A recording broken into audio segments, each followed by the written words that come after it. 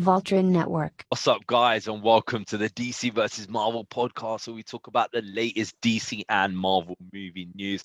My name is Uz, aka Uzi Man Diaz, and I'm representing the DC corner. And once again, in the red corner is my boy Eds, aka Eddie Brock, representing Marvel Comics. How you doing, man? Doing good. It's good to be back. It's been too long, man. How you It's been? it's good, man. It's good. It's been way too long, and there's like, usually like when we do this show, people say, this has got too much DC content in, or this has got too much Marvel content in, right? And you never win. But this week there's like been like so much content for DC and Marvel, and actually generally positive stuff for the first time in God knows how long. There's actually like, just positive stuff from both sides. Of course, there's stuff to moan about because what it wouldn't be the DC versus Marvel podcast without Exactly. being able to moan about stuff.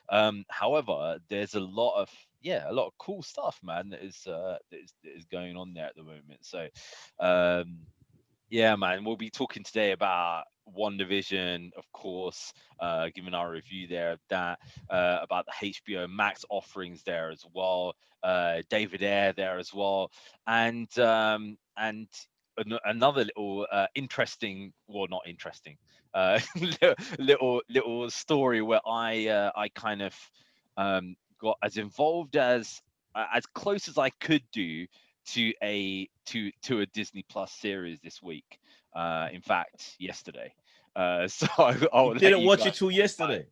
No, I'm talking about in real life. I actually Oh, got oh. close to a series yesterday. So shall I just say that story now? Might as well. Do it. Do it. Let's hear it. Okay, so yesterday it took me 2.5 hours to get to work, right? And I work kind of all the way around the country. One of the places that I work in is this like little village.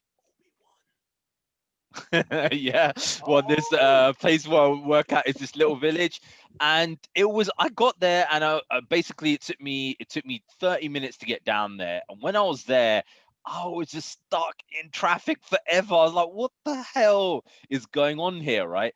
And basically there's just like trucks upon trucks in front of me, right? And slow going past, and there's basically this little village. It's called Marlow, right? And it's got this massive field, like humongous field, just outside this village, right? And usually you can look straight across this field, but you're looking across it and it's all boarded up. Like, and this field is huge. It's massive, right? The entire thing's boarded up. I'm like, what the hell's going on, right? Usually it's because they're making a new estate or something like that, right? Um, and then you driving past, and you see these little signs, and it's got the Star Wars sign on it, right? And I'm like, what the hell? What's going on here? This is like, I was thinking maybe they're making a theme park or something like that. Got a bit excited.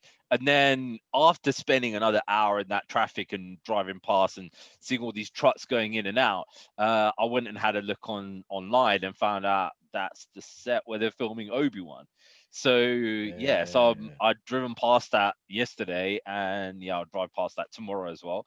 So I'm going down there again tomorrow. So I mean, the place where they're filming it is huge. You're gonna ninja up though. You're gonna break into the set tomorrow. I'm That gonna, means yeah, you're gonna be I'm gonna have exclusive to. next week on the set of Obi-Wan. I'm gonna have to. Yeah, I'm basically standing outside, just like just like bloody barrier, basically. Just yeah, I might actually see if I can just because I drive one way around it. I'm gonna go the other way around it this time and Mm. see if you can see anything from the back. So yeah, I didn't see anything. It's just all boarded up, but there's Star Wars signs on the outside. So I'm not surprised that people in that village are going nuts because Yeah, it was the a traffic is insane. big issue, Um, man. Because yeah, just the disruption for this little town because of all the traffic. Like what? Like what? Where would actually? Shouldn't they have built some sort of residence, even like trailers, close to the set, so that they wouldn't have to keep on having these trucks coming in and out? 'Cause that's basically what it's got to be. but they are still building So it, I guess. basically, So materials. yeah. So basically, with this, you got two major motorways that come on either side of this village, right? One called the M4, the other one called the M40, and this village is like in between those two motorways, right? Mm, And then this massive field is right there, and that's probably the reason why, because you can come straight from the big airports, go yeah. to that area. Also M40 go, which will go off to the go, you know, to multiple major studios and stuff like that. So it's just, I think it's just the location that it intersects these two like massive motorways basically, which is why, like, yeah, I mean I, I was annoyed as anything, right? When basically when I was there, because I was like, God, I'm gonna be so late. And then I drove past that. I was like, this is this is Ooh, a bit interesting. What's going on? So yeah, I will go around the other way because I'm going there tomorrow. I'll go around the other way and I'll see if I can see it from the other side and but see it if there's anything going on there. So does give us clues that Obi-Wan wasn't just stuck on what was it, Tatooine? That he's yeah, that he did do other stuff when he was supposed to just be sat on his ass in the desert in a cave, but no, apparently he's took little breaks.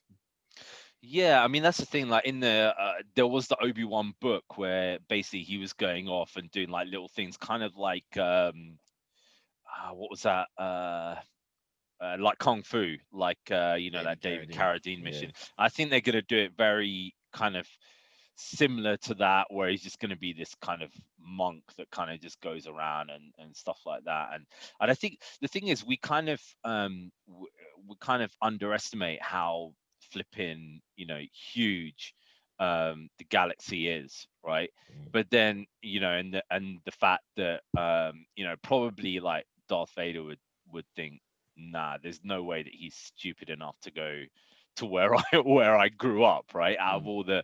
all the planets in the entire place. So and I think there's going to be that thing about him trying to communicate with Qui-Gon and stuff like that, which would be an interesting Mm. kind of thing. So I'd be interested to see where that goes. But I want to from obviously from the aerial pictures that they've got of the set, it Yeah. basically seems like he's in Tatooine, and you know, in a city in Tatooine kind of thing. So it'll be interesting to see where he goes, how he's kind of there, or whether it ends up becoming like a kind of thing where it's kind of like a Superman situation where he can't show his powers. He just got to show he's like weak and not able to, you know, Mm. do this kind of stuff when all this crap is going on around him and he's got to use different methods to do that. You know Yeah, what I but mean? that ain't gonna last long, man. Because people want to see him with the lightsaber, doing force pushes and all of that. What I'm really curious about is,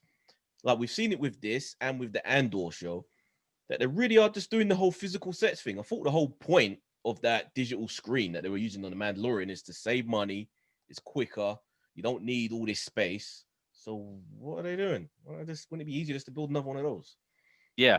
Yeah, definitely. Definitely, because then you wouldn't have to have Yeah, an entire village getting disrupted exactly. by this madness. But the thing is, like, you know, the movie business is just this massive machine, right? Where it's like, you know, people kind of make contracts and all this kind of stuff, and they're probably just like, you know, trying to keep people in business, I guess, and trying to, you know, keep the money in and stuff like that. No, That's what I would assume. no Um, corporation like Disney cares about keeping a carpenter in business. They want to save money wherever they can.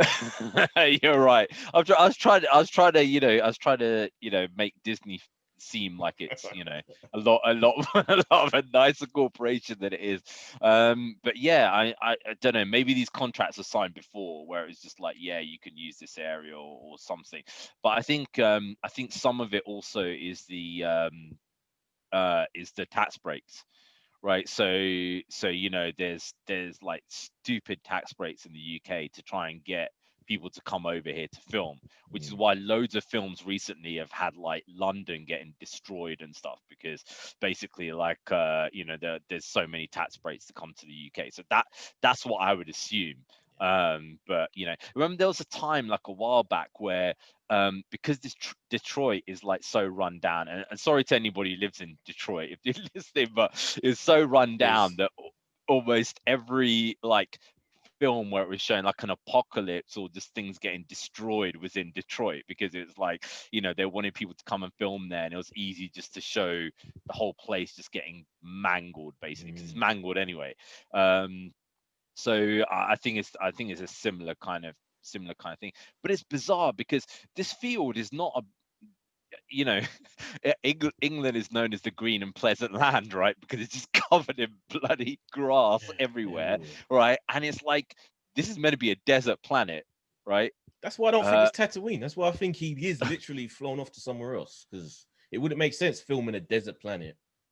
But then he's meant to be looking after Luke, right? So where's he buggering off to, man? I don't know. Maybe he's like chipping, and I don't know if they're, because it seems to be like they're really going into that lore of the Clone Wars kind of stuff, right? Ever since, like, you know, the Mandalorian's become, you know, a bigger and bigger kind of show. So maybe they're gonna show him kind of, you know, going off on little missions and maybe trying to find new Jedi here and there, and stuff like that.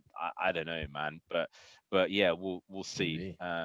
We'll see what happens. So that'll be interesting to see. But another interesting show, which I think we should just get into, man, because people obviously waiting for our review on it, is WandaVision.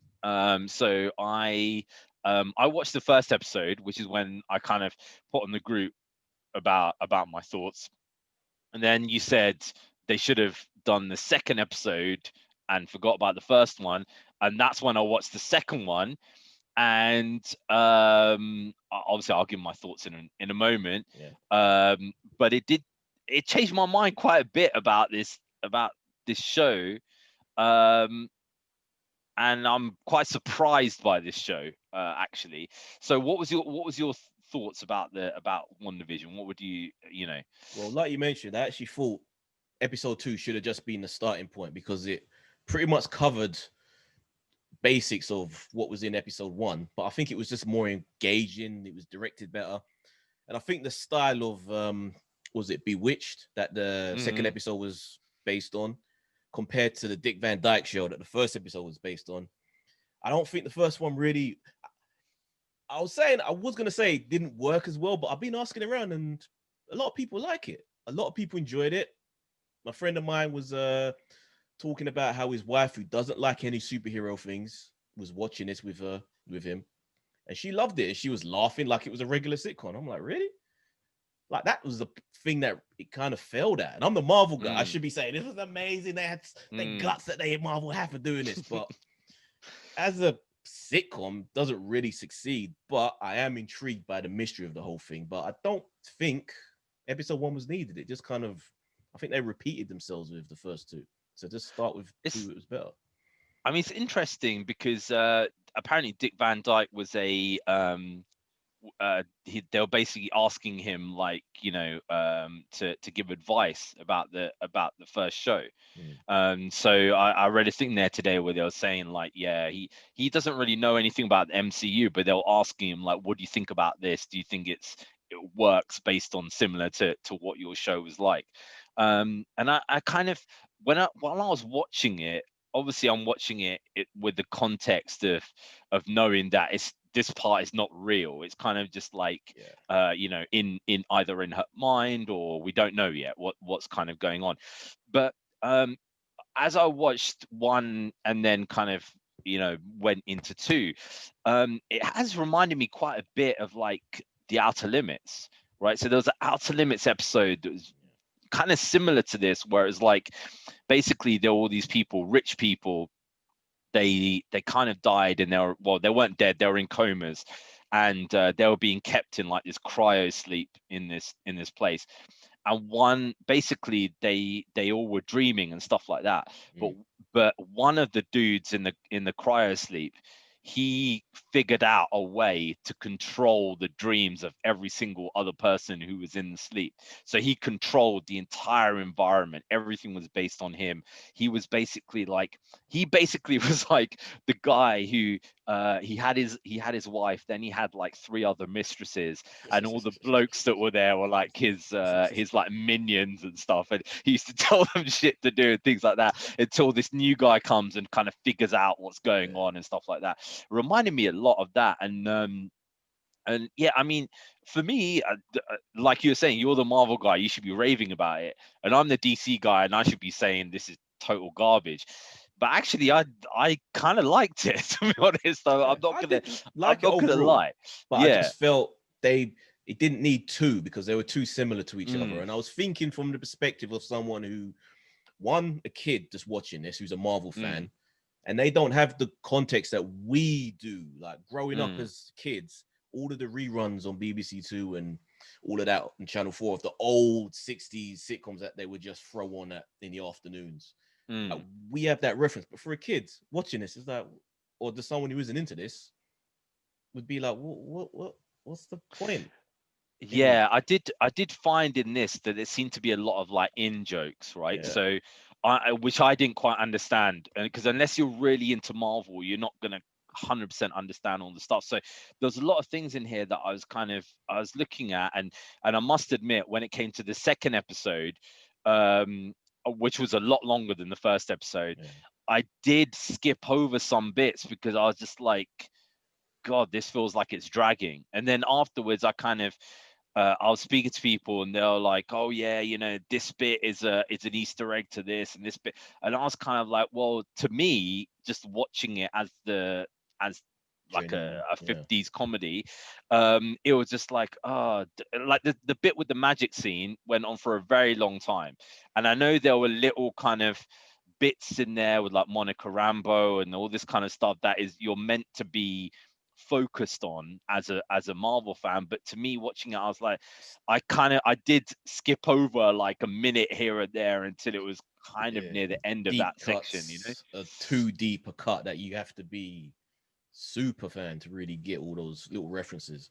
But Mm, I am intrigued by it. I am interested to see who these people are that are monitoring her, because we saw a little glimpse of it in the first one at the end.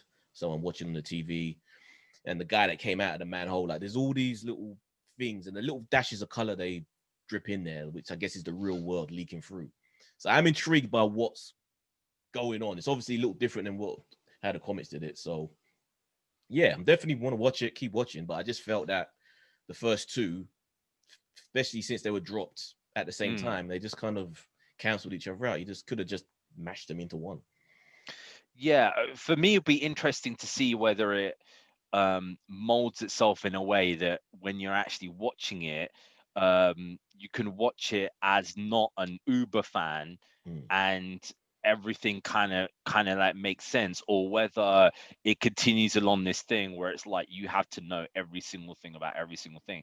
Now I kind of know, like when I watch stuff that I'm super into in DC, and I see like one like obscure ass character, that I'll be like sitting there going, "Oh my god, it's that person." And the same thing, if somebody sees like Monica Rambeau, Daystar, whatever, is going to be like, oh my god, look, it's her, whatever. But other people are going to be like, okay, it's just another character kind of thing. You know what I Mm. mean? So it's I'll be it'll be interesting to see how it progresses. But Yeah. I think a lot of it is because we're spoiled with a lot of these things. Like when Game of Thrones came out, like the original, like the first series and stuff like that, it was like, right, I gotta see that next episode. And every kind of thing, even though there were mysteries there, it was like they tagged you into those characters like straight away. Whereas with this, it's like I'm gonna watch it to find out what the mystery is, Yeah. because there is a mystery there, rather than it's pulling me into, So you know. far, it's a slower burn, but I'm definitely into it. I like, yeah. Did you feel Paul Bethany's accent was a little jarring? Yeah, yeah, he's become over English, isn't he? Like Yeah, a irritable English, right? yeah. So it's kind of like, Just because that's not his actual voice, but it's kind of become like too that much. caricature of like, they used to have a lot of these in the 2000s, where they had so Hugh Grant was like big Yes. in like the 90s, and then when they had in the 2000s, they were doing like comedy versions there of it. They would like have a Hugh Grant with the overly exaggerated like kind of thing. Yeah. It's like stuff like Bridget Jones and things there Yeah. now. It's like then people used to think it's awesome. Queen's I see English. Yeah, you see clips of it now, and you're like, this is cringe, man. It's like so like over the top, like no. A couple of years ago, like what, 5, 6 years ago, when I was first doing the YouTube videos, the amount of people that just couldn't accept that I was from the UK because I didn't sound British to them. They weren't used to this, that London sort of accent. They were like, why is he pretending to be? Where's he from? That's the thing. They only know Chelsea. Yeah. And that's like it, right? And it's basically like, what the hell? There's like Chelsea and Scotland. They know Scotland, right? Yeah. If they hear a Welsh person or somebody from Newcastle, it's like, what the hell, man? It's like Scottish. Yeah, I think it's Scottish, basically. Get a lot of that as well. Australian. Yeah, Australian, man. When in was it 2000, year 2000, me and a few mates, we went to New York because we're all students at the time there and stuff. Decided to go there as mates and things. Everybody thought we were Mexican. People coming up to us, like speaking to us in Spanish and stuff. We're like, nah, mate, sorry. I get it, though. I get it, kind of. and then you're like answering in an English accent, and then look to you like, what the hell is wrong with this? Some dude who looks like he's a bloody Mexican speaking in an English accent in New York. Yeah. So yeah, I do admire the fact that Marvel are taking risks, though, that they're comfortable enough with what they've achieved so far, that they're just willing to go out of the box and just push the edges of everything just slightly and just do these little weird, because this is really out of the box completely, especially for their very first show properly, and Agent Shield don't count. Yeah, it's definitely a roll of the dice, and I admire that, and I like that. Yeah, I mean, this is the thing. You can't fault them for this, right? I hear this all the time, man, especially like, people who are huge Marvel fans or huge DC fans, just general comic book fans being like, oh yeah, nobody likes anything that's different. As soon as it's different, everybody jumps on it and stuff like that. And it's like, when somebody's trying to do something different, you have to kind of applaud them a bit there for it. Especially if it seems to be structured in a certain way, because even if it doesn't work 100%, right, you've still got a catalog of stuff that you can go back to, right? You got 10 decades worth of films and stuff like that you can go back to. It doesn't diminish those anymore. Yeah. How easy would it have been for them just to do a Belantiverse thing? Oof. Oh God, I don't remind me of that, because that is coming up a bit later in one of our topics. So you said it was all good news. I told you there has to be something that we have to that has to be moaned about, man. But yeah, so yeah, man, WandaVision so far, I'm intrigued. I'm not saying it's one of those things where I'm gonna drive home at 100 miles per hour to go and watch as soon as it comes out. But I'm intrigued by it. As far as like, I don't get to watch many TV shows, but kind of, to me, like this 2020, I think it's 2021 now. Obviously Mandalorian I watched a lot of, and the Boys, and Star Trek Discovery I kind of got back into, and this is kind of. Don't you watch Expanse? It's the greatest sci-fi of our generation. Because I looked on it and it's like so many episodes, and I'm thinking, man, I've got to do it. But then again, I've started training again, so I'm on the bike like an hour or so every night, so I should just put it on in the background, right, and watch it. I think I will I will take Ed's advice on and start slow burn to begin with, but once it kicks in halfway through the first season, boom, you're in love. Okay, cool. I'll start watching that. Roll up sci-fi. As far as the 2021 series goes, this I think is gonna be one of those kind of ones that I'm gonna persist with, like I did with Mandalorian and Boys and Star Trek Discovery from last year. So you have to. People gonna want to hear our opinions on it. You have to watch. They are gonna. No choice. The problem is they're gonna want they're gonna want me to be cussing it every single week, and so No, far, obviously, that's not happening, right? no, that's So character development. They want to see your heart melt, and then until the day when we start this podcast and you're wearing a Marvel t-shirt, and then it'd be like, "Phew." And then I wear a DC t-shirt, and then we switch sides. we switch sides, yeah. Then we switch sides, like, oh my god, what happened? What happened to these guys, man? So yeah, I don't know. It all focuses on that March time, right? When I see Darkseid. If I see Darkseid and my DC life is completed at that point, then yeah, we'll see how we go from there. So some news that came out today, which is interesting, is there's a Batman the Animated Series sequel in the works at HBO Max. Yeah. And like I said at the start of the show, like positive news, you know what I mean? That is coming out, man. So Are you worried though? Like that Batman series is so beloved. It was such a high bar in that it was a cartoon that they took seriously, that you didn't feel embarrassed to watch, even now as an adult. So are you a little worried that is it still gonna have that benchmark, or is it gonna, be it won't. higher, or is it It just won't. I don't think it will.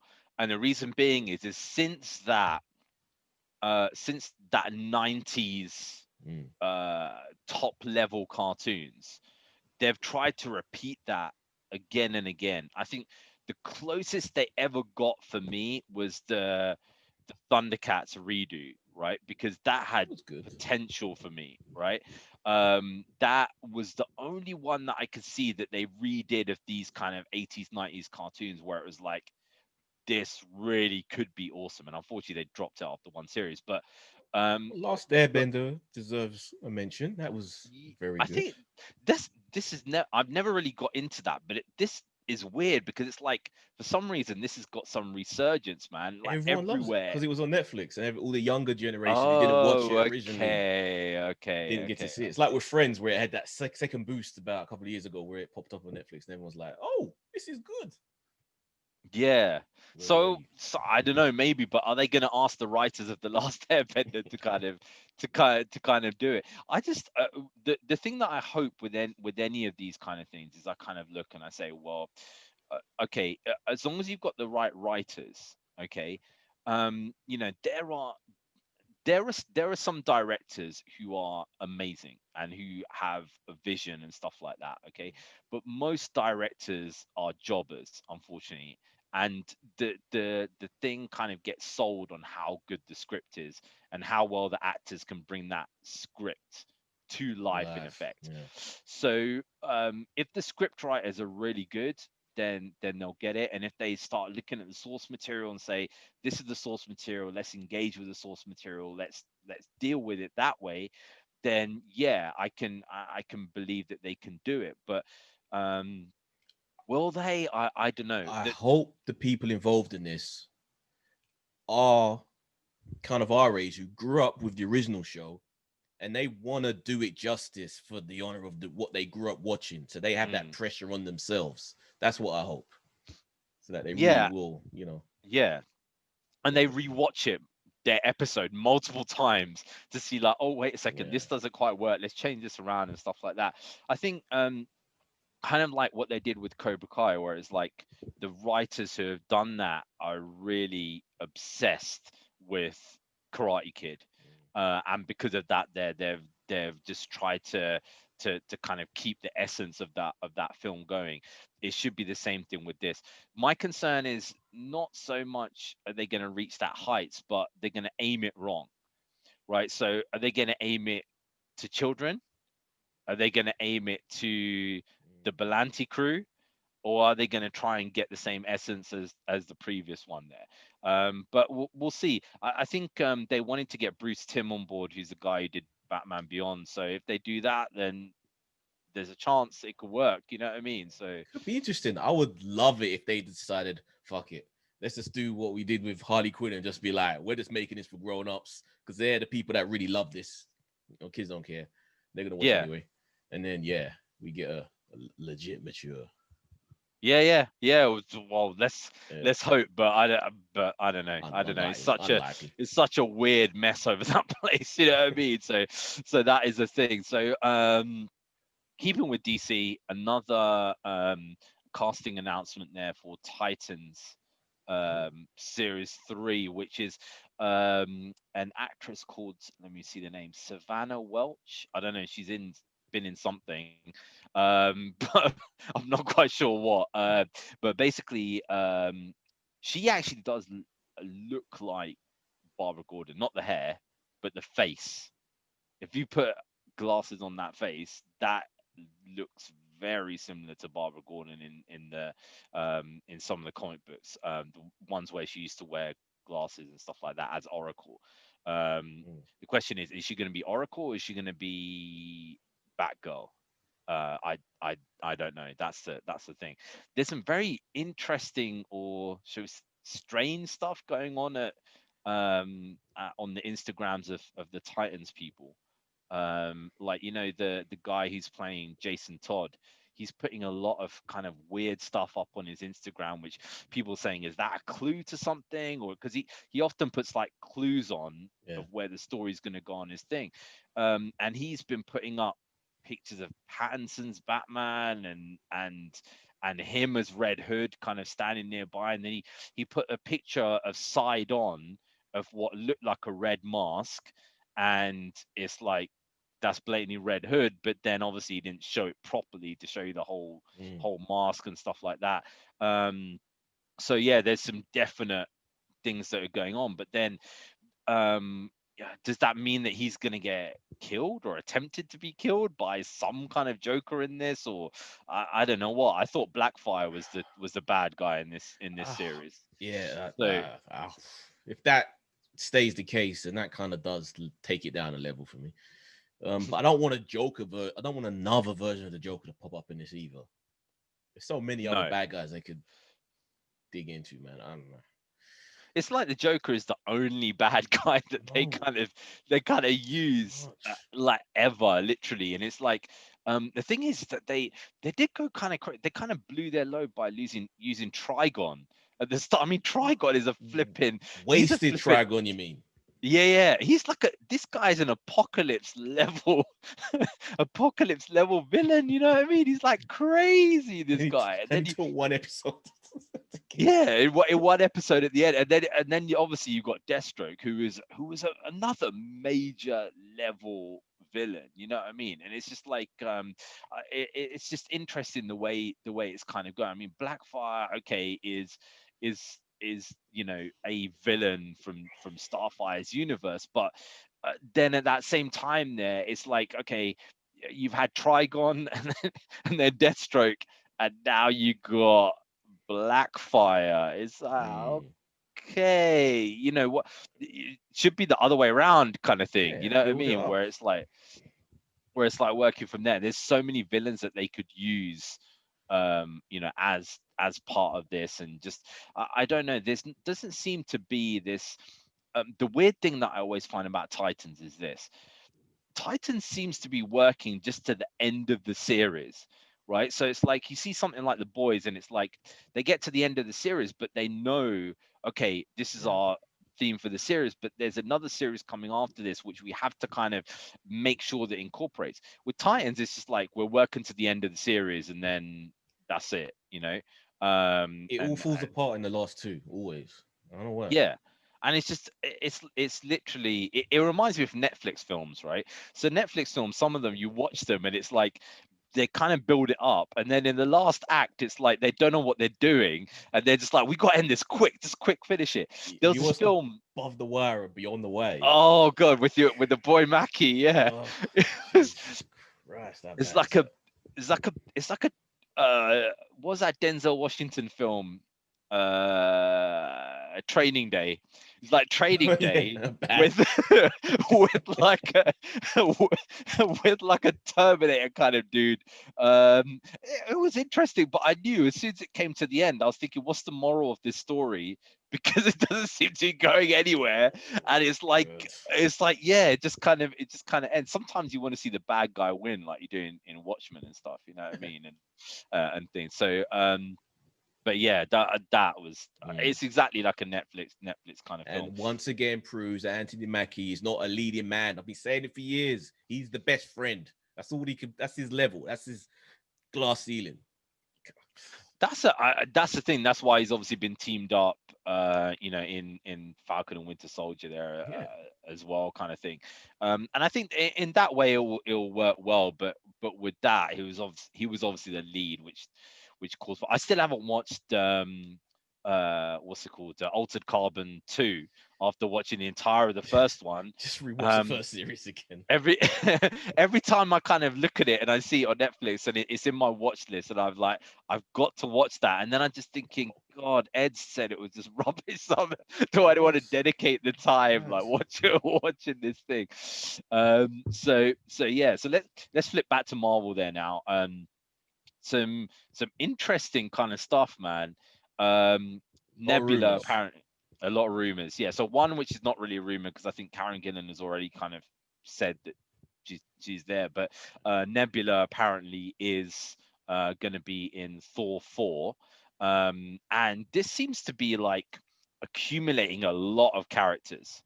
It seems to be becoming the Captain America Civil War kind of thing off Thor, if Yeah. you know what I mean, right? Um, so yeah, we got so many people, like, the what's it called, Star Lord's apparently in this, Yeah. Nebula's in this. Yeah. We obviously know that Jane Foster's coming back. Mm-hmm. Gore the Valkyries. God Butcher, Valkyrie, all this kind of stuff there as well.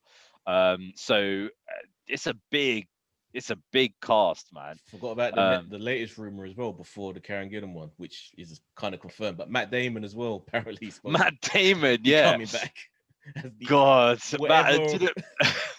do you know what I saw when I saw that? I was like, this film ain't for me, right? Because Oh, come because on. you know when I the thing about Thor Ragnarok is this, right? Is that obviously Thor Ragnarok is kind of like a parody kind of film. And obviously when they showed that Matt Damon bit, that took me out of it, man. I was Oh, just come like, on. I I love was that. like, no, I I love can't that. watch. I knew you would. You have I no knew you joy would. This in your heart. Just have so fun. Let's let actors have fun. Come so on. this is the difference between a Marvel guy and a DC guy, right? Somebody can like Eds Joy. could watch that and be like, wow, this is funny, and I'm just watching that going, just kill me now because I can't watch anymore. Poke my Bro, eyes out with a what's red hot wrong with poker, man. you? Um, yeah, so that, because the thing is, I'll say with that scene, it took me out of it. Like obviously with your boy Deadpool that you got on there right now, when he's breaking the fourth wall and stuff like that, and it's like okay, he's talking to you, and it seems like it's out of it. For me, that bit with Matt Damon and stuff kind of just pulled me out of the entire film and just made me think, okay, I can't believe in the reality of what is going on in this entire film. It's not as if like they destroyed Hulk enough for me, with that with that point. But then that point really just drew me out, and the fact that he's in this just makes you think the tone of this is going to be totally You're not crazy. what I want to see. Yeah, the, You're the crazy. tone's going to be I It's gonna guess be the thing perfect. is, if you like Taika Waititi, you're gonna love this, right? Because it's going to be him on acid. Like, he's going to be going for it big What time. I still can't get my head around is Taika doing a Star Wars film. I keep forgetting that that's happening, and I just don't know what that tone's gonna be. That's just gonna be the weirdest shit. Yeah, yeah, definitely gonna be. Well, the thing is this: the one thing about Star Wars, obviously, like, generally, it's kind of got this kind of fantasy film kind of tone. Yeah, but the But comedy. the thing is that in that entire galaxy, there must be some stupid shit going on, man. In like the cities and in like the depths of depravity planets, and God Mm. knows what is going on. There must be some really bizarre stuff going on, man. So when you got trillions of people, there must just be some absolutely bizarre shit. So obviously they're probably just saying to him, just go on and just just do what the hell you want, I guess. And that kind of does work based on the amount of you know Yeah. the amount of planets and stuff there are there as well. So um it looks like it's gonna be a big film, but obviously that's kind of paused filming apparently at the moment because of pandemic and stuff. So hopefully that will start filming again at some point. But a big rumor that is being coming, well, two big rumors that have kind of been going around surrounding Spider-Man. One of them being Charlie Cox Daredevil having filmed some scenes, and another one being that they've already got Spider-Man 4 in the works already, um, despite the fact that Spider-Man 3 is is still in the planning. So the rumor is that basically kind of like when they had Back to the Future 2 and 3, and they filmed those two back to back. They actually filmed 3 before they filmed 2, but they kind of had the idea of doing those two films there together. And that's the rumor of this, that basically they're going to film 3 and 4 back to back because they're stories that lead into each other. And I guess from the amount of people that they're saying are going to be in this, it kind of makes sense to me because they're going to have to build a lot of story. Heard about the In, Charlie Cox thing, then hear about the number 4. If that turns out to be true, then what, we could have a part 1, part 2 situation on our hands. Which, if it's a big story with, like you said, with the amount of people in it, might not be a bad idea. yeah, I mean, unfortunately, if this pull, well, I I would say I'm a Daredevil fan. I'm a huge Daredevil fan of Charlie Cox's Daredevil and stuff like that. And I would say unfortunately, but fortunately, if this works the way that it's gonna work, then you kind of got to think about comic book properties that are going to be coming out after that. I think are going to struggle, and in that I'm talking about the Flash. And I did say before that I wasn't so worried about the Flash because there's going to be Keaton in it and there's going to be Affleck in it and whatever. But Took too the long. thing is that you always got to think about the general public, man. The general public do know and love Batman, but Batman is not the star of the Flash film. The Flash is the star of the Flash film, right?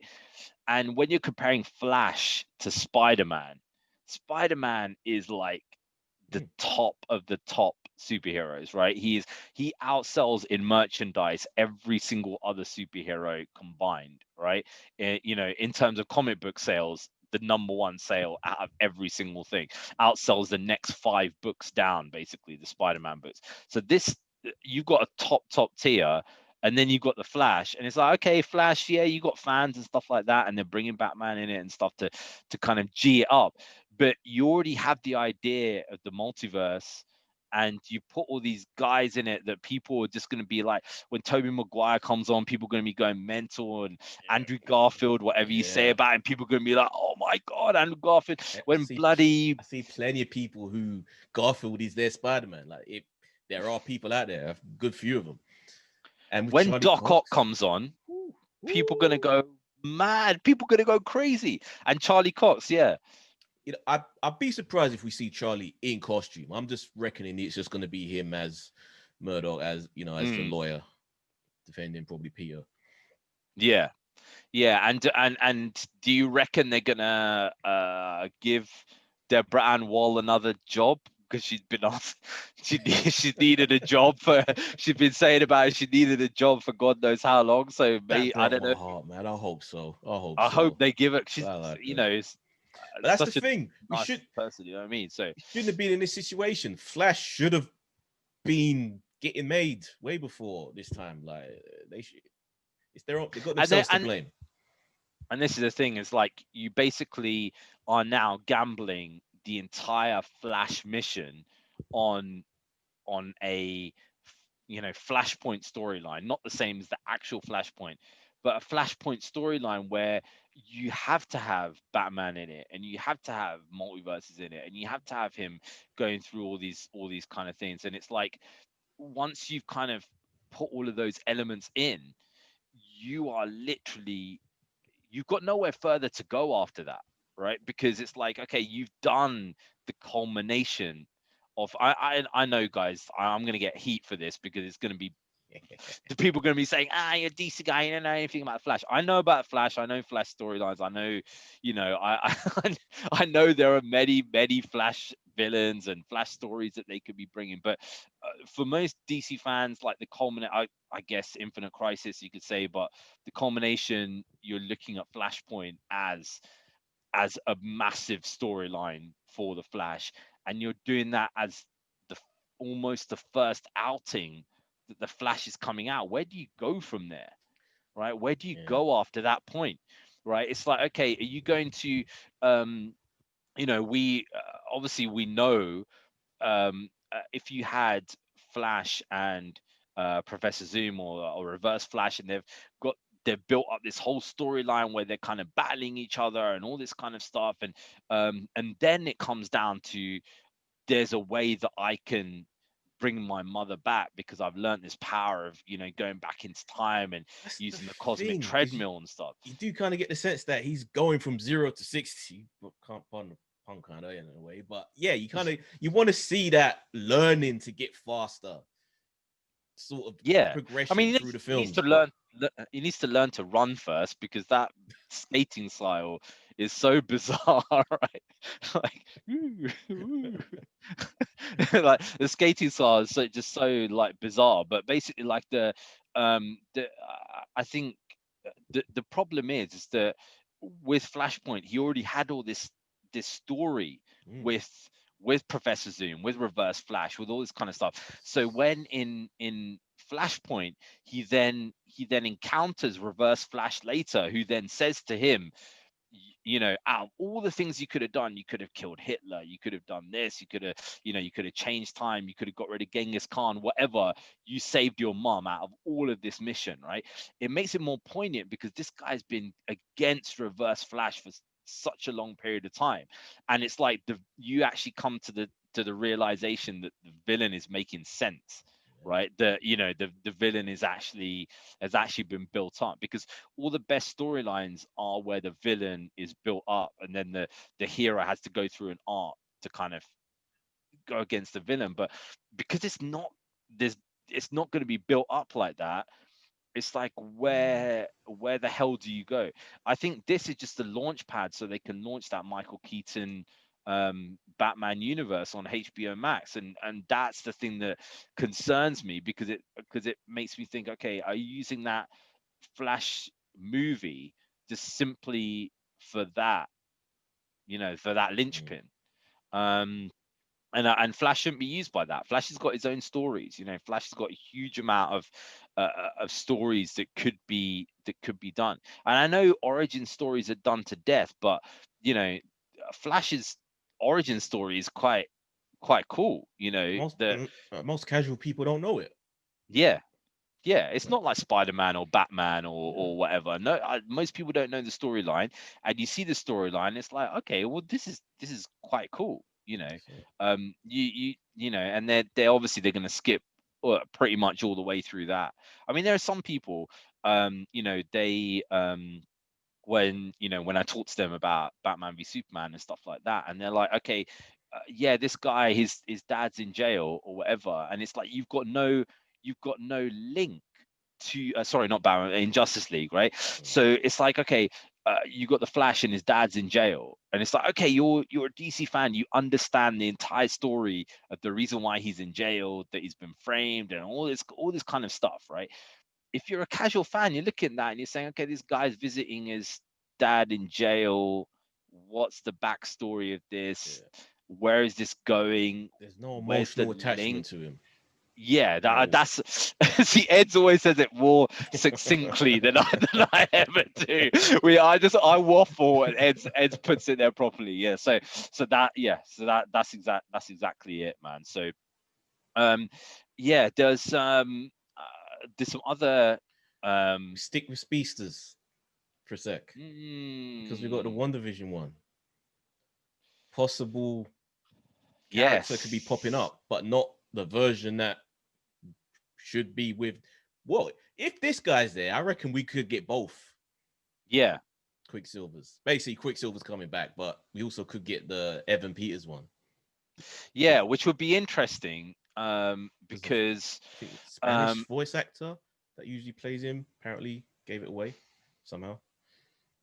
it'll be interesting to see, to see them obviously do that, because I think what they were saying was, because I read some analysis, because I wanted to try and understand what Marvel fans thought, obviously, when they were watching different kind of sections and stuff. And apparently, like, each bit is based on her trauma or something. Yeah. So one of the things, like the Stark toaster, is about the fact that the Stark bomb, and then obviously the second one was the fact that Wanda and Quicksilver were kind of kept and tortured and stuff like that. And then the the third the third thing is going to be about Quicksilver's death. That's like the third trauma, basically. So that's obviously what's coming up, either whether it comes in this episode or whether it comes in a further episode, or whatever. So it would be interesting to see what Quicksilver they kind of bring into it. But yeah, I don't know. I like the Quicksilver in X-Men more than I like the Quicksilver in MCU. Yeah. That's why it's Um, good that we get in that one as well. yeah. Yeah. And that's the thing, man. But you have to, I think the big problem is that when you have two comic book companies that are constantly chasing each other's tail, and obviously DC is really, in terms of live action, is really trying to chase the tail of Marvel there right now. um DC have to just say sod it now. They just have to say, well, we're not going to bother, we're not going to copy their style, whatever. We're just going to do our own thing. We're going to base it on the origin stories of our characters, and then build them up, and then do whatever. You can't go and blow your load on bringing every single character in, and also kind of be like, oh yeah, we're putting the concept of the multiverse, which was invented by DC, but in the eyes of the general public, this is now going to be a Marvel thing, and it's going to be a thing that is copied by DC. If you bring that 5 years down the line, nobody's going to care. You know what I mean? That's what I'm saying. That's the thing. And it's embarrassing. I find it embarrassing, because when I don't see any point in even doing that, because the first thing is going to be, oh, it's a copy. That's going to affect your sales of the product. That's going to affect the way that people are talking about the product. That's going to affect the way that it's being reviewed. Whereas you keep these other storylines, which, you know are things that Marvel don't have. That's the way that DC should be going, and saying, "Oh, forget it. We're just not gonna. Why bother with the multiverse when the best reviewed and best kind of received film from DC for a very long time was the Joker, which had nothing to do with the bloody Joker, and nothing to do with, but it was kind of based on something different. These are the things that I think they should be doing, rather than trying to chase Marvel's tail. But that's my opinion anyway. I don't know. Let's keep with DC just for the moment. And uh, the basically I think by the time it actually comes to March, we're gonna have seen probably 90% of the extras in the Snyder Cut, because like we're Oh just seeing man, like yeah. pictures after pictures coming out and stuff like He that. put And one out obviously today, didn't he? Of what's he called again? Steppenwolf, Steppenwolf, yeah, fighting the Amazon, no, Atlanteans. Atlanteans, yeah. And apparently that scene, according to the stunt team who were the Atlanteans, was cut because it was too violent. WB cut it because they said it was too violent. So that is obviously going to be in there. So if they're saying it's too violent, it's going to be heads getting chopped off, and limbs, and and Just blood going through the just water, floating in the water, yeah. just Like like a that. Yeah, shark. like a head. That's Yeah. what they might be doing. Steppenwolf like a shark, treating him like that sort of Oh, like that would be that. Jaws, taking Yeah, these just guys out. just like, because he's got a freaking massive flipping axe stroke hammer thing, right? He's just he's just gonna cause mayhem down there. So yeah, so that is apparently the kind of bit that they're doing. And obviously, the actor Kieran Hines, he was one of the first guys who was like, yeah, I really want to see the Snyder Cut, because all of his Steppenwolf stuff was cut out of this. Like literally, like most of his stuff was cut out of it, and obviously they made Steppenwolf into like this pansy Steppenwolf. They're basically, so yeah, he's obviously looking, looking forward to that bit coming out. But um, there's going to be a big fight for the two films that are going to be coming like one after the other in in that week. So we know that March, I think it was 21st or 28th is the Snyder Cut release, and the week before that is Morbius. It's coming out. Right. But didn't So they push that back? yeah, well, I this heard is it's the gone thing. to This the is end of like, the year. well, yeah, well, this is the thing. Like, so I've been looking at different things trying to see. Is someone like saying, "Oh yeah, it's going to be coming out then."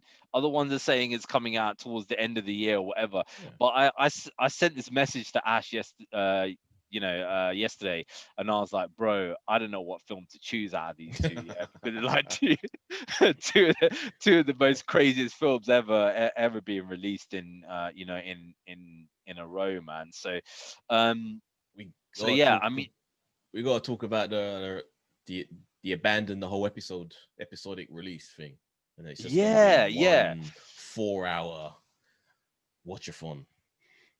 I mean, to be honest, I don't mind that so much, because it just means that, I mean, by the time this comes out, probably still gonna be in lockdown in this bloody country.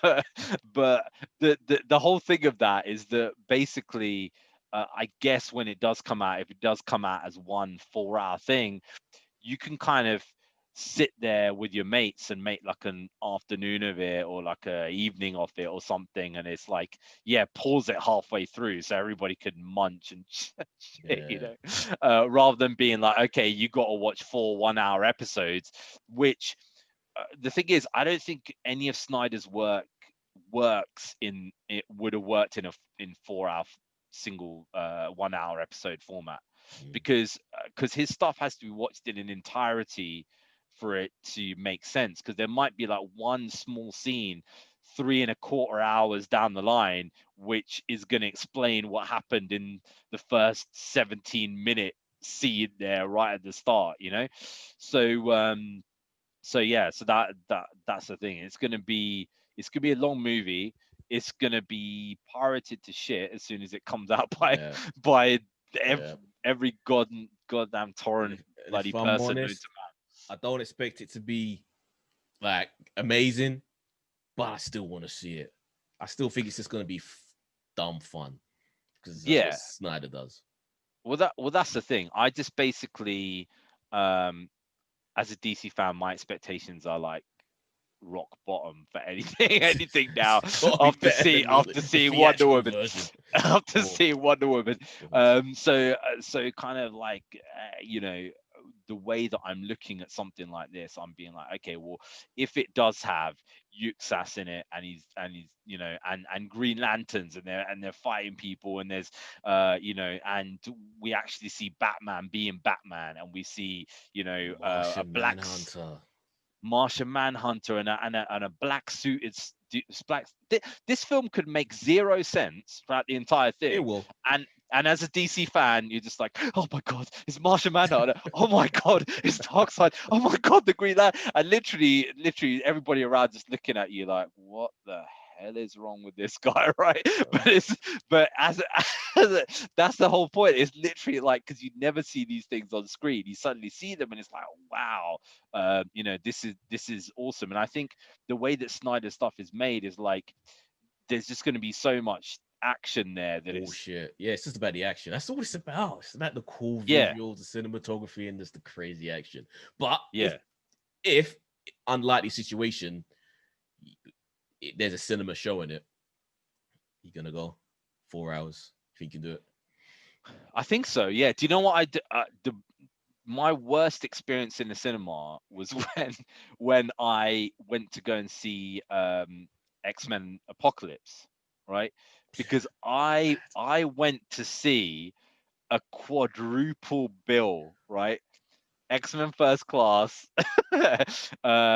Days of Future Past. No, sorry, triple bill. X-Men First Class, Days of Future Past, and then Apocalypse. Yeah. I watched all three of them in a row. By the time Apocalypse came, I was like, damn, man, I'm kind of like half alive. But that film was so horrendously bad Mhm. that I was just like, oh, okay, why did I stay to watch this thing? So I did that with the Matrix Trilogy. I think they were doing like an IMAX showing of all three, and wow, it that's was it was painful, man. Physically. My legs were just the thing is, right? I can't see in our country. I don't know about any other country, but I can't see anything opening up soon in this country, man. Yeah. So I mean, this is the thing. Like a lot of my patients are doctors, and then they work in hospital units and stuff, and they're just like it's becoming an absolute shit show.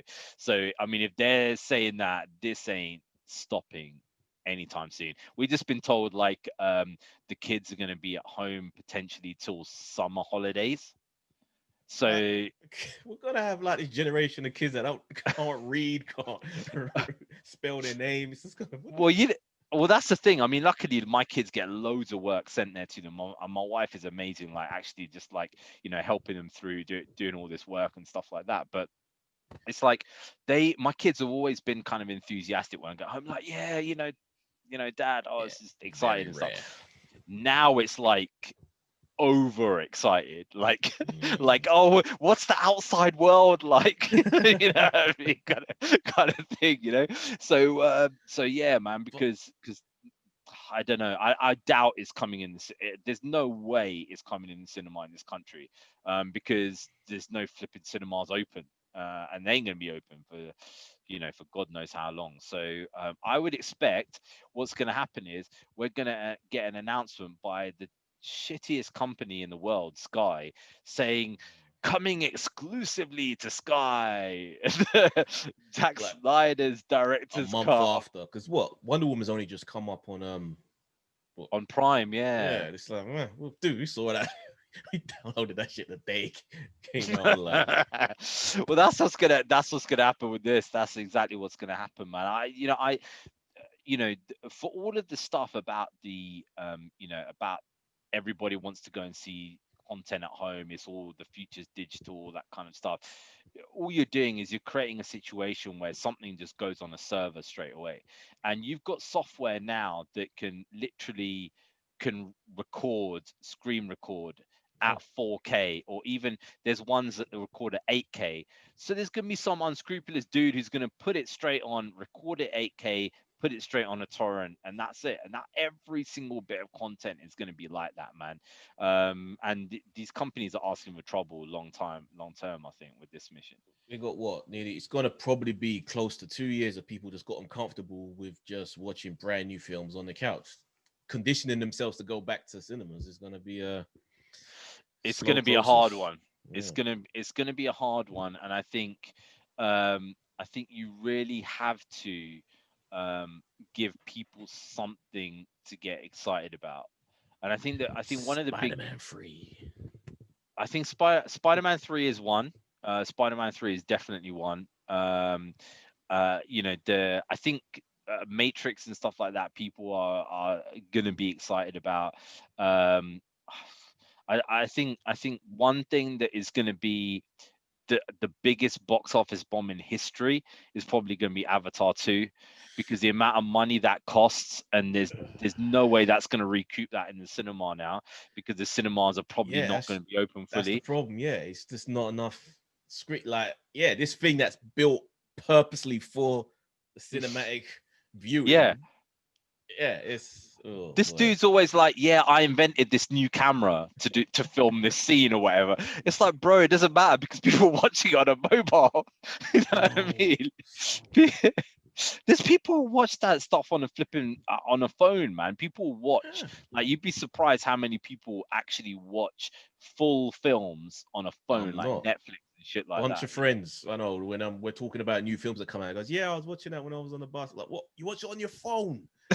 Like this epic movie. It's like, hurts me. It hurts me. It really Oh does. God, that's painful. That is painful, man. So, um, David Ayer has also been getting into his, getting into it there as well with his, with Keep trying. showing the Joker and stuff. This dude is desperate to get his version out of Suicide Squad, and unfortunately, I think that he's not going to get much luck out of it because unless Zack Snyder's director's cut of Justice League is is a massive kind of thing, massive event where everybody's watching it, everybody's talking about it.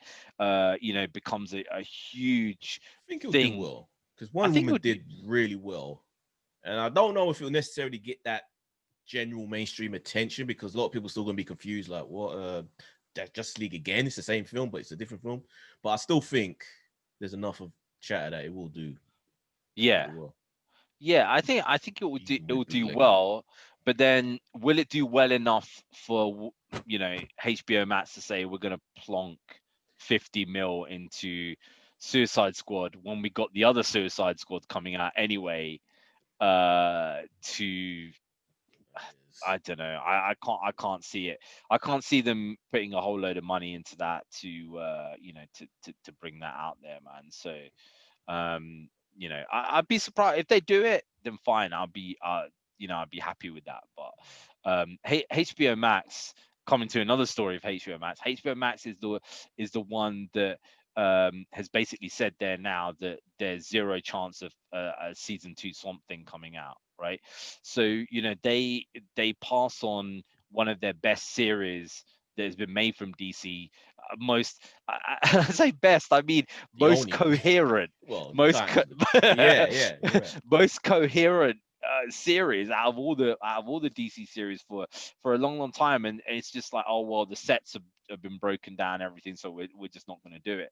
This would have Um, been a perfect show to shoot in a quarantine environment because it was so remote in this little town, in the little, they could just build that little town. Everyone's out on swamps, just everyone's yeah, isolated. It would have been a perfect, easy thing for them to shoot. yeah, exactly. Tom Cruise would have done it. He would have created something like that easy. They could have easily filmed it, but apparently all the sets are broken down and stuff like that. So they're just still proceeding with just just garbage, man. Have you? Uh, should I even ask this question? Have you managed to see Batwoman? Oh, I forgot that was coming out this week. No, I haven't. Bro, Tell me, tell me, Well, tell me, tell me. sometimes, bro, you've got to see the worst of something to appreciate something that is good. And the funny thing is that I actually watched this before I watched that Anthony Mackie film, and that seems like a masterpiece of cinema compared Wow. to what this is. This, I'll tell you. Most of this makes no sense. So spoilers for people who haven't watched it, please don't watch it, man. Please don't watch it. And especially if you're a fan of the comic books of Batwoman, then why the hell would you watch this? Right? It's basically they were like, okay, Kate Kane's disappeared. Why she disappeared? Oh, she's gone to go to speak to Supergirl, right, about some kind of kryptonite, because apparently kryptonite is the only thing that can go through the suit. The suit, basically the Batwoman suit, is not impervious to kryptonite. So she's going to speak to Supergirl to find out a way to find out why kryptonite can. Oh, it's stupid. It's just the way. It's thick. It's the dumbest thing you'll ever think about, right? So they're just like, any story they could have thought about. They could have said like, okay, she's gone to find Bruce Wayne or something. Right, Bruce Wayne's disappeared. He's out there somewhere. Just film a couple more scenes with Just kill Ruby her. Rose. The actress is gone. Just kill the Yeah. character. Or they could have just said, Ruby, just do a couple more scenes, right? We just want you to do one final scene where basically what you do is Get shot in the you face. kind of find get shot in the face. You find some kind of clues that Bruce is still alive, right? Because you're going to find him and you chip. That's it. She's done. She's gone to Tibet or something. You're never going to see her again. The storyline of this is the dumbest thing you'll ever see in your entire life. Okay, so check this out. This the new Batwoman, she basically is an orphan. She lives in like this van, right, in like a Skid Row kind of area, kind of thing, right? And she just happens to come across the Batwoman suit, right? And she looks at it and she's like, "Oh yeah, this is the Batwoman suit. I've got to become Batwoman now." So she becomes Batwoman, right? And basically it keeps like flashbacking to like other parts of her life and stuff like that. And some of the part, there's one part, and I kid you not, this thing comes up where it's like, where they're like, "Oh yeah, there's a part there where they show like how bad she is at getting jobs and how bad she is at like, keeping in society, and she's like at the fringe of society, right? And one of the things, right, so like when you see, for example, you see in a film and you see a character and they've got to build an arc of like, okay, I'm a military person and this is why I've got these skills, Mm. or and this kind of leads to the fact to show that this skill makes sense with me, right? Yeah. The way that they do that with her is basically she's going from job to job, and one of her like mentors kind of says to her, "Oh, why couldn't you get a job as a martial arts instructor at a dojo, because you're really good at martial arts, right?" And that tells you, bro, that she is sick at martial arts, right? So every time when she does every time she does like a roundhouse kick or an uppercut or something like that, that's because they told you in an earlier scene that she was good at martial arts. So that's why. Well, be grateful, because I didn't even expect they were going to bother to go that far. It was just going to be some random, "Oh, I found a suit. Now I'm amazing at everything. Now I'm a gymnast and a martial artist." But at least they tried a little. They didn't try, but, but anyway, the entire scene is bizarre. It's like basically like she's so we know that Batwoman in the comic books is a lesbian, right? But she has like a relationship, on off relationship with different characters, one time with Renee Montoya and all this kind of stuff. So in in this, she's basically like a player. She's like a player lesbian. She's got like loads of different girlfriends and stuff like that, and she like bounces from one to another, and that's to show that she's kind of like not she never sticks with anything, and she never kind of follows through with anything there, and she's always like at the fringe of society and stuff like that. And the Reminds me of someone I whole used to work with. what, you used to work with Batwoman? Oh, she was a lesbian who was a player and was always bragging about girls, and would like just bring up pictures of toys on her phone, the type of Oh toys we're talking about, God. just Okay. beyond the line of comfortability of someone you don't even really know that well. Yeah. Yeah. Okay. Yeah. This is pretty. Uh, this is pretty bad TV as it goes. When it comes to like the Berlanti universe and stuff like that, a lot of it kind of makes no sense. Um, the the thing that dismays me the most about this is the announcement that they made just after this show aired, where I'm just like, you know, and then when they say in The Godfather, he goes, "Look how they massacred my boy," right? When he's like, when he looks at Sonny and he's like stuff. So the big villain in this is apparently going to be Black Mask, right? Oh, So no. if you haven't killed the lore of Black Mask Wow. enough already by Birds of Prey, are you are now going to gonna kill it by putting it in this Damn. absolute garbage tier of a show, Is Black which is Mask like, becoming the new Joker? Because he seems to be popping up everywhere now all of a sudden.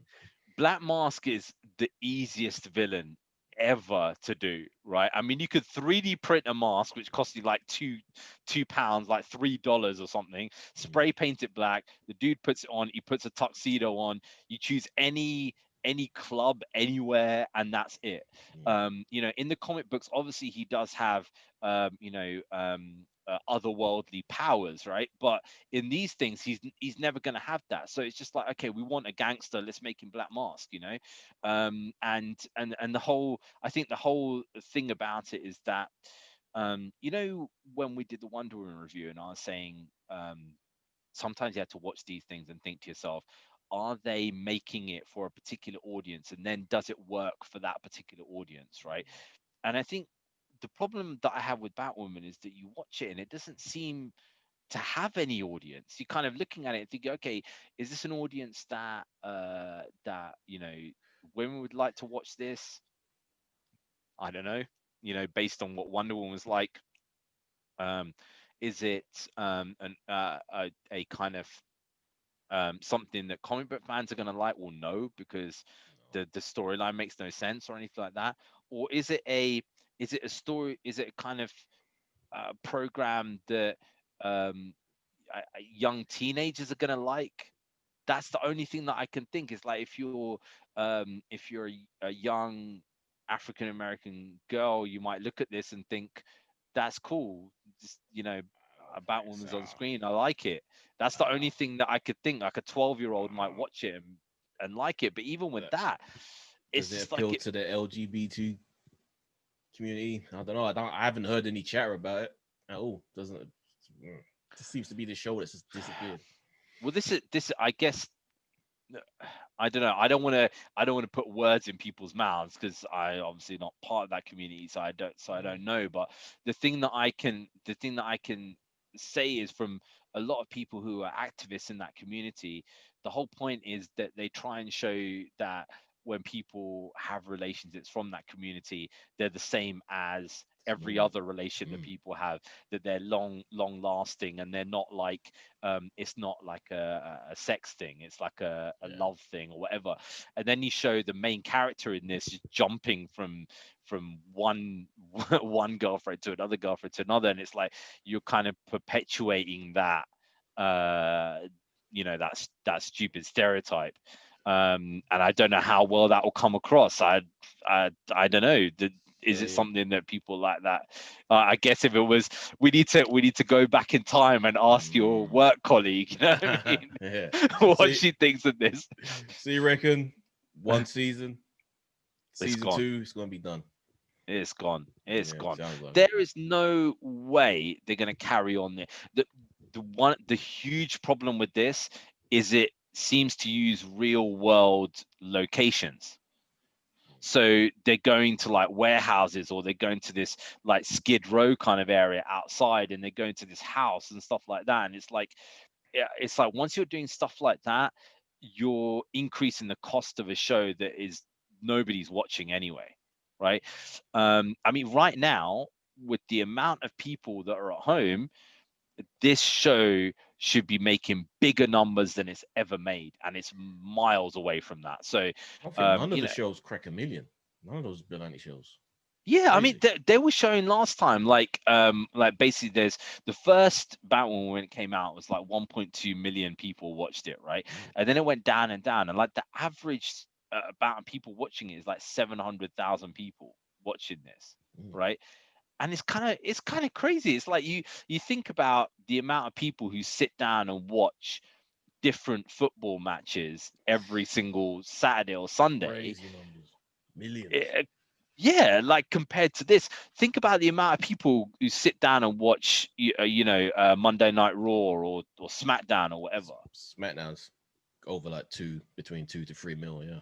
Yeah, and just think compared to who's going to remake this there later on. It's just, I don't know, man. It's just. Do you think this whole Berlanti CW thing's slowly dying? Because I hear that the Green Arrow thing's been cancelled, Canaries spin-off that's done. Black Lightning's finishing, Supergirl's finishing. I know Superman's about to come, but is that going to be the last character standing? I think it might be, but I think the thing about this is that HBO Max. This is the thing. Somebody did this really great video on YouTube, which showed the different kind of parts of Warner Brothers, because each of these things essentially are different businesses, right? HBO Max, the board of HBO Max is not the same as Warner Max, who is not the same as Warner Brothers, who is not the same as WBTV, etc. They're all kind of got different boards there. And I think the thing with HBO Max is this: the stuff that comes out on HBO Max has a certain quality level, right? Even when I watch like certain like documentaries, like I've been watching this McDonald's scam documentary there's been going on called Millions, right? And it's a HBO Max thing. And even that, just the fact that it's just a documentary, it has a certain quality level to it, right? And I think that they're not going to allow quality levels like this, because they're not competing against cable TV anymore. They're not the CW that hides somewhere on cable. They're competing against Netflix and Disney Plus, and to some extent Apple TV if they get their act together, right? So and Prime, right? Okay, so you put on, okay, if you got HBO Max and you say, right now on Disney Plus we have um 3 or 4 shows concurrently running with WandaVision, Loki, Falcon and Winter Soldier, etc., that is going on right now, and whatever they have there in the future.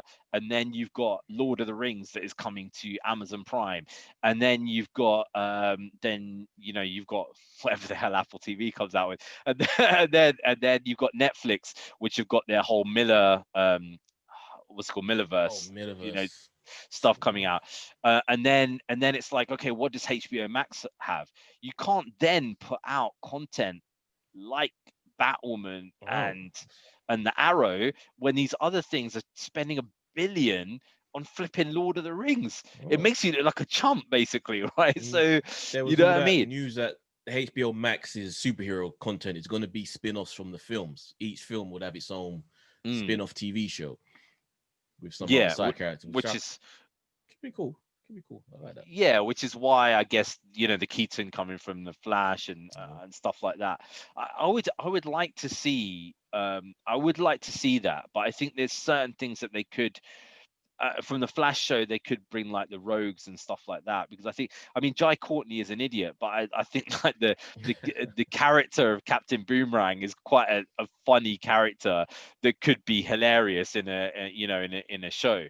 um so having stuff like that kind of makes sense, but they just have to cut their ties with this, man. And the main thing that I'm most concerned about is, are they going to Belantify, if that's a word, Belantify Green Lantern, or are they going to HBO Maxify Green Lantern? Because if they're going to Belantify it, it's going to be absolute garbage tier, right? If they're gonna HBO Maxify it, it could be flipping awesome, right? But the question is, what route are they gonna go down, man? This whole Belanti moves on from the DC stuff. Like he decides that he just wants to make other drama shows or something. Yeah. Yeah. Well, that's the thing. That obviously, like they've got he basically knows his market, which is basically that teenage girl market, right? Which is why he does all this, that Riverdale and all these kind of things. His entire flex is going after that, right? And that's fine. That's his bag to do that, whatever. But then at the same time, don't ruin my shit by putting your stamp on that. Don't ruin my DC shit by putting your bloody your crappy stamp on it, mate. So you know what I mean? It just honestly amazes me with these guys. A lot of them is right place, right time. If you're Greg Berlanti and it's like you're not that flipping talented, mate, you've got a shitty idea of what DC heroes are like, and somehow he's got in there and he's got this level of power where he's just bringing these shows where it's just like, geez, what the hell is this trash? And he's not a fan. He doesn't give a shit about none of these properties. Oh yeah, he doesn't give a stuff, man. they might put little things in here and there where it's like, oh yeah, that came from this story, that came from that, whatever. But it's like if you really did care about these properties, you wouldn't allow them to be portrayed in the way that they are. Flash has gone on too long, man. It's just like so many. Every single time he's facing another speedster and another speedster and another speedster. And the thing is, in the comic books, most of these are slower than Flash anyway, right? So it's like, but every single time he's like, I gotta go faster. It's like, Godspeed's slower than him, but when Godspeed turns up in this, he's unbelievable. Stuff Yeah. like that. It's the The way Dragon they Ball Z problem, where you just keep bad guy comes, Goku's got to get stronger to fight that bad guy. Another bad guy comes, he's not strong enough. Now he has to go away and power up and get even stronger and become Super Saiyan. And yeah, just keep on yeah, endlessly. yeah. It's just like, what level is he going to get to? It's just, I think the one thing with the Flash is it kind of works as a family show where just people just watch it, and it's just like one of those old school family fantastical kind of shows that works as something in the background or whatever, and that's why it just keeps going, because it just still has people who just tune in and watch it. But I think more and more as these kind of cable channels start dying more and more, I think things like this are gonna disappear, because you're gonna get less and less of those people who tune in at a certain time to watch these kind of things. So yeah, Let's that hope. that's the hope there anyway. So Let's hope. Are I we guess gonna chat before we go about Batman? which one? Son of the Dragon? Is that what it's Oh called? yeah. Yeah, should we give a quick review of Batman? So what did you think of Batman Son of the Dragon before I It was weird watching a Batman animated film where Batman isn't even a star. He's basically like a Mhm. supporting cast member. And then like you're the DC guy. Are all of that little group previously existing DC characters? I know you got the Bronze Tiger was the black guy, Mm. typical angry black man. Whatever. Yeah. And yeah, so that even the Brucey looking dude. I'm not sure. I can't remember it actually being in there, but it probably is in some obscure comic book Yeah. that I But haven't read. I kind But of had little fun with it because I did like the old sort of 70s setting and sort of exploitation vibe to it and the little guitar. I can't. It's different. It was kind of fun. I don't know why. it was okay. I mean, for me, this came out of nowhere. I didn't even know this was being released, and then I looked and I was like, "What the hell is this?" I just kind of like downloaded it and started watching it, and I was like, "Okay, this is kind of okay." But whenever I see things like this, I always hate it. When people beat around the bush, it kind of it pulls me out of it. Okay, Mm, if you're gonna show a dude that like I said, he might people gonna say, prove me wrong now and say, oh, in this issue, this dude was in there. Okay, maybe. I haven't read it. Okay, so I don't know. But if it was, you tell me. But then, if you're gonna show a dude who's very similar to Bruce Lee, just show Bruce Lee, man. Just ask them for the license, and then just show Bruce Lee and say, look, this is Bruce mm, Lee, and this is it. And then it brings you more into that kind of thing. You know what I mean? If you kind of like they focused it in the 70s, it did feel very 70s, I must say. It did did feel they like did nail it? that kind of vibe. And it was okay enough. It wasn't that long, so it's not as No. if you invested a huge amount of time there in it. um well, I don't know. I was surprised it was out, and it's kind of seemed to be like a side project that somebody's like, should we just Yeah. make this?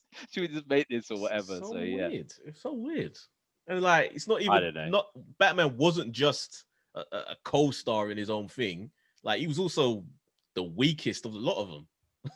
Like they were Yeah, all tougher than him. Like his whole yeah. little crew. Like it's fucking hilarious. Well, that's the thing. I was just wondering whether this was like meant to be like an early one where he kind of learns skills from these guys and But stuff the like way that. it But ends, like they should have just let him go on his own through the doors. Spoiler alert.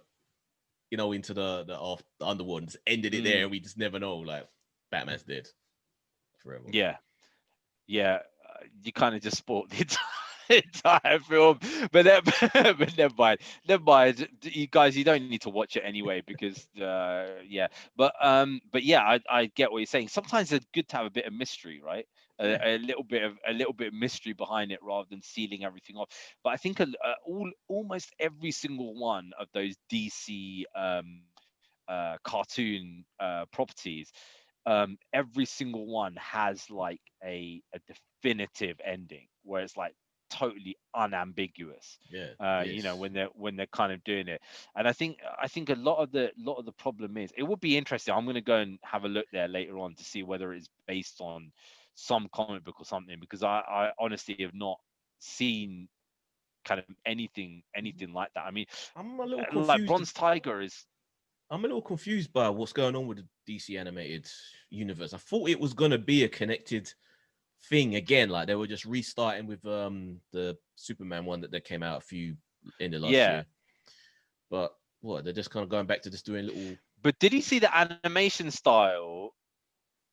The animation style was nothing like that Superman. No, nothing. The Nothing like. the animation style didn't seem to be anything like it. So to me, I don't know. I mean, there's a Wonder Woman property coming out. There's several other Batman properties that are coming out there as well.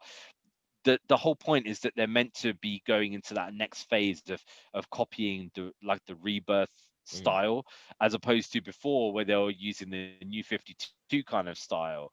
And all of those films were very loosely connected based on the Justice League films Mm. being kind of connected, but everything else was, you can't say that watching that Hush film that leads into Justice League Dark or anything like that. It's only really the Justice League ones that were kind of, so I don't know, man. I mean, this is the kind of thing that they should be accelerating like mad. Some dude could be drawing this at home, on his on a high end PC or something. You know what I mean? They don't need people to go to a bloody studio and do this. They get Kevin Conroy at home to do his bloody voice, and people like that. And They could do those special effects for the last season of Star Trek Discovery, all of which were done at home. That then, boy, sky's the limit. They don't. Studios don't yeah, need to be. Don't even need to that exist. could be. That could be. That's the thing. Honestly, the more and more I see these things, the more it kind of, the more it amazes me what can be created. And I think that the next phase is always interesting, man. People talking about a VR integration for for Prime Video and stuff like that, that I was looking at. So Been there were curious about picking up a VR headset, man. I want the Quest 2, but fucking you have to have a Facebook account to use it, man. I don't want to reignite that thing. I want everyone just to think I'm dead.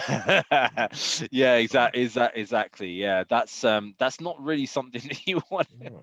you want to get involved in. Despite the fact that in a moment I'm going to tell everybody to go to Facebook to our page there anyway. But yeah, it's the the thing is that I would be interested in seeing if they do expand these into a kind of VR universe, because that would be amazing. Imagine if you're actually like sitting there in a universe where the Justice League stuff is happening around you. You know what I mean? It would just be nuts, man. To see a building fall and then Superman just flying over your head. That would be insane. To see stuff like that. I think that is, if they're going to concentrate on everything, that'll probably be the next level of what they're doing, or they need to do similar to that in the cinemas, because otherwise nobody's going to bloody go. So That's it. so that's it, man. So anyways, guys, if you want to contact us and give us your thoughts on DC, Marvel, Star Wars, and yeah, any of these kind of things there, even you could ask us random questions like Victor did on our Facebook page, which is like which is obviously Ed is never going to answer it because he's not on the Facebook page. But the guy said to me, what do you recommend, DC graphic novels or Marvel graphic novels? Right? And I'm like, dude, on. come on now. Silly. So yeah, I was quite diplomatic. I said, look, it depends what you kind of like. Marvel. You know, if you're kind of into different types of heroes, that's the thing that you got to pick basically. So I just gave him a few pointers and seeing. So he hopefully he's going to be looking looking through those and then letting us know what's going on. So you can the most active, like I said, is the Facebook page. We're always Mhm, putting up new news on there, so you guys mhm. can check that out. And if I do get some spy shots from my dash cam of the Obi-Wan set as I'm driving past, I will do it. I'll put those up on there as well. If you can also email us on dcvsmarvelpod at gmail.com, and also all of our video stuff, if you want to see that as well, is up on the YouTube page of the Voltron network, where you can catch all the other podcasts there as well, which I said all the other. I think there's only one other now because Yeah, the other ones are kind of we just kind of split the others. abandoned now. Talking at the movies, all things movies and TV related. But it also does his unboxings for his graphic novels that he gets. Yeah, yeah. Various and his I was 3D printing. contemplating. I was contemplating doing like a time lapse of me building the armor up on this thing when I'm kind of like gluing on and stuff like that. There I you don't know if I'm bored, I may do that so you guys can kind of see that there basically. So yeah, tune into those kind of things there, and we will see you guys hopefully by the time we come back. There'll be when's Wandavision come out every week? Is it Mondays? Friday. Fridays. Okay, so we'll be coming with a new review of that and the newest news there as well. So until then, guys, we will see you again next time.